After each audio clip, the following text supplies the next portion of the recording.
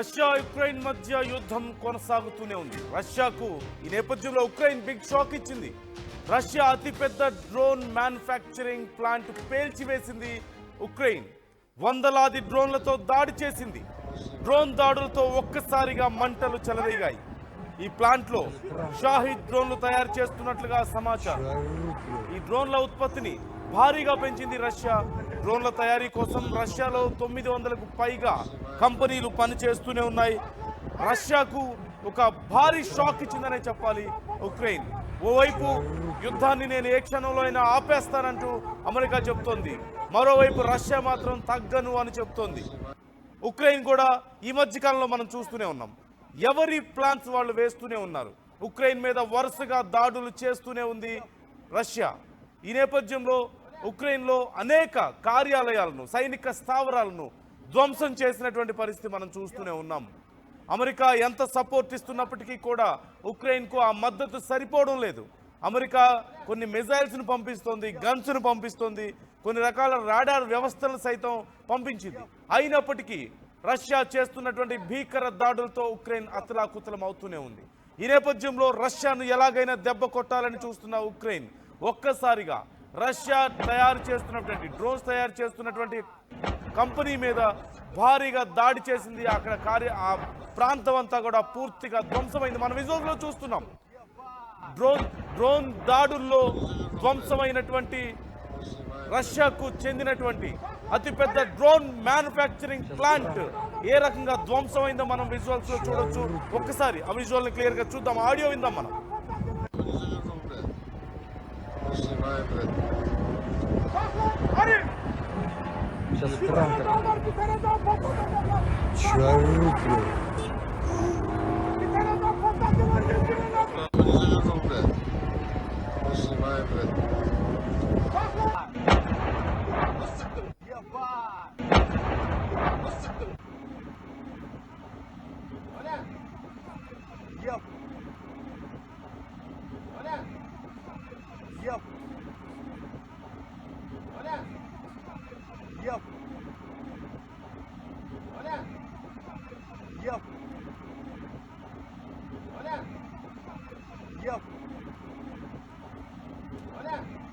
Ukraine చేసినటువంటి drone attack ని మనం చూస్తున్నాం. ఆర్టీవీ మీకు ఎక్స్క్లూజివ్ గా చూపిస్తోంది.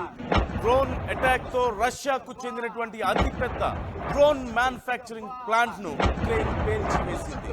మనం చూడొచ్చు, విజువల్స్ లో చూస్తున్నాం. రష్యాకు చెందినటువంటి డ్రోన్ మ్యానుఫ్యాక్చరింగ్ ప్లాంట్ అంతా కూడా కాలి బూడిదవడాన్ని మనం చూస్తున్నాం. ఆ ప్రాంతం అంతా కూడా పూర్తిగా పొగలు అలుముకున్నాయి. ఒక్కసారిగా ఆ డ్రోన్ అటాక్ జరుగుతున్నప్పుడు వాళ్ళకి అప్పటికే సిగ్నల్స్ వచ్చినప్పటికీ కూడా అలర్ట్ అయ్యే లోపే జరగాల్సిన నష్టం జరిగిపోయింది. కొద్ది క్షణాల్లో పూర్తిగా ఆ డ్రోన్ మ్యానుఫ్యాక్చరింగ్ ప్లాంట్ అంతా కూడా కాలి బూడిదైపోయింది. మనం చూస్తూనే ఉన్నాం. వరుసగా రష్యా చేస్తున్నటువంటి వరుస దాడులకు ఎలాగైనా సరే బదులు ఇవ్వాలంటూ ఉక్రెయిన్ చాలా వెయిట్ చేస్తుంది. చాలా రోజుల నుంచి రష్యా దాడులను తిప్పి కొట్టడానికి తీవ్రంగా శ్రమిస్తూనే ఉంది. ఈ నేపథ్యంలో రష్యా డ్రోన్స్ ఎదుర్కోవడానికి చివరికి కొన్ని వైర్స్తో కొన్ని రకాల స్ట్రక్చర్స్ను వాళ్ళు ఏర్పాటు చేసుకోవాల్సి వచ్చిన పరిస్థితి కూడా మనం చూసాం. తీగలను అల్లి, అంటే డ్రోన్స్ కింద వరకు చేరుకోకుండా పైనే ఆగిపోయేలా ఆ రోడ్స్ని, బ్రిడ్జెస్ని కాపాడుకోవడానికి చివరికి కొన్ని రకాల తీగలను అల్లాల్సి వచ్చినటువంటి పరిస్థితి కూడా మనం చూసాం గతంలో. అమెరికా నుంచి వస్తున్నటువంటి సాయం ఏమాత్రం సరిపోవడం లేదు అంటూ వాళ్ళు చెప్పడం, అమెరికా మాత్రం గతంలో అసలు పూర్తిగా మేము సాయం చేయమని చెప్పి మళ్ళీ గతంలో ఉన్నటువంటి ఒప్పందాన్ని పునరుత్పత్తించారు. ఈ నేపథ్యంలో వారికి తిరిగి ఈ డ్రోన్స్ని, కొన్ని మిజైల్స్ని, గన్స్ని పంపిస్తున్నటువంటి పరిస్థితి మనం చూస్తూనే ఉన్నాం. అయితే రష్యా మీద ఎలాగైనా సరే ఒక ఒత్తిడి తీసుకురావాలనే ఉద్దేశంతో భారతదేశం మీద సైతం భారీ ఎత్తున టారిఫ్లు విధిస్తున్నారు. రష్యా నుంచి ఆయిల్ కొనుగోలు చేయడానికి వీలు లేదంటూ చెప్తున్నాడు ట్రంప్.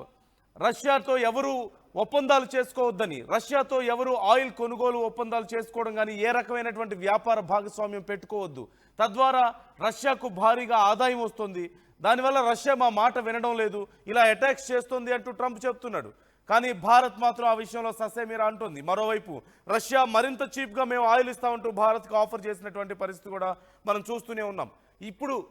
ఇప్పుడు మొత్తం మీద ఉక్రెయిన్ చేసినటువంటి ఈ దాడితో తిరిగి మరి రష్యా ఏం చేయబోతుంది, ఎలాంటి అటాక్ కౌంటర్ అటాక్ చేయబోతోంది అనేది కూడా చాలా ఉత్కంఠగా మారిందనే చెప్పాలి. మరోవైపు అమెరికా మేము తీవ్రంగా శ్రమిస్తున్నాం రష్యాని కంట్రోల్ చేయడానికి అంటున్నారు. నాటో మరోవైపు చేస్తున్నటువంటి ప్రయత్నాలు కూడా మనం చూస్తూనే ఉన్నాం. ఎన్ని చేసినప్పటికీ రష్యా మాత్రం నేను తగ్గననే చెప్తోంది.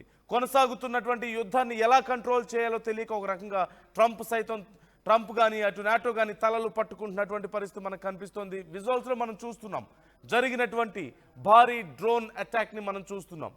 ఒక్కసారిగా రష్యాకి చెందినటువంటి అతిపెద్ద డ్రోన్ మ్యానుఫ్యాక్చరింగ్ ప్లాంట్ని పేల్చివేసింది ఉక్రెయిన్. ఈ నేపథ్యంలో రష్యా తిరిగి మరొకసారి అటాక్స్ చేసే అవకాశాలు కనిపిస్తున్నాయి. కౌంటర్ అటాక్స్కు రష్యా సిద్ధమయ్యేటువంటి పరిస్థితి మనకు క్లియర్గా కనిపిస్తోంది. మరింత ఉవ్వెత్తున యుద్ధం జరగబోతోంది. అటాక్స్ కౌంటర్ అటాక్స్ మరింత పెరిగే అవకాశం క్లియర్గా కనిపిస్తోంది. ఓవైపు అమెరికా చేస్తున్నటువంటి ప్రయత్నాలు ఫలించడం లేదు. రష్యాతో వ్యాపార భాగస్వాములు కట్ చేసే ప్రయత్నం చేస్తోంది. భారత్ మీద విపరీతమైనటువంటి ఒత్తిడి తెచ్చే ప్రయత్నం చేస్తోంది. ఆయిల్ కొనుగోలు చేయొద్దు రష్యా దగ్గర నుంచి అంటూ ఆంక్షలు విధించింది. వినకపోవడంతో టారిఫ్ విధిస్తామంటూ 25% టారిఫ్, తర్వాత మళ్ళీ దాన్ని ఇంకా పెంచిన పరిస్థితి కూడా మనం చూసాం. అయినా భారత్ మాత్రం ఈ విషయంలో వెనక్కి తగ్గలేదు. మా పని మేము చూసుకుంటాం, మాకు మీరు చెప్పొద్దు అంటుంది భారత్. అవసరమైతే అమెరికాతోనే వ్యాపార సంబంధాలను తెంచుకోవడానికి కూడా భారత్ సిద్ధమవడాన్ని మనం చూస్తూనే ఉన్నాం.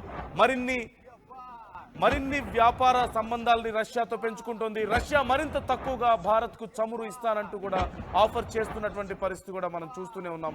ఈ నేపథ్యంలో ఇప్పుడు తాజాగా జరిగినటువంటి ఈ దాడి ఎటు దారి తీయబోతోంది, రష్యా తిరిగి ఎలాంటి అటాక్స్ చేయబోతోంది అనేది మాత్రం చాలా కీలకంగా మారింది. ఖచ్చితంగా రష్యా తిరిగి స్ట్రాంగ్ కౌంటర్ అటాక్కు సిద్ధమవుతోంది. ఈ నేపథ్యంలో మరి ఉక్రెయిన్ దాన్ని ఎలా ఎదుర్కోబోతోంది అనేది మాత్రం చాలా కీలకంగా మారింది. ఒక్కసారి మనం ఆ విజువల్స్ చూద్దాం. ఆ డ్రోన్ మ్యానుఫ్యాక్చరింగ్ ప్లాంట్ను ఉక్రెయిన్ ఎలా పేల్చివేసింది అనే దానికి సంబంధించి ఆ విజువల్స్ మనం చూస్తున్నాం. అలర్ట్ వచ్చినప్పటికీ కూడా వారు తిరిగి వెంటనే రియాక్ట్ అయ్యేలోపు అలర్ట్ అయ్యేలోపే జరగాల్సిన నష్టం జరిగిపోయింది. ప్లాంట్ అంతా కూడా పూర్తిగా బొగ్గైపోయింది. మనం చూడొచ్చు, క్లియర్గా విజువల్స్లో చూస్తున్నాం. డ్రోన్ అటాక్ జరిగినటువంటి తీరు క్షణాల్లోనే ఆ ప్లాంట్ మొత్తం, మ్యానుఫ్యాక్చరింగ్ ప్లాంట్ మొత్తం కూడా పూర్తిగా బ్లాస్ట్ అయిపోయినటువంటి విధానాన్ని మనం చూస్తున్నాం.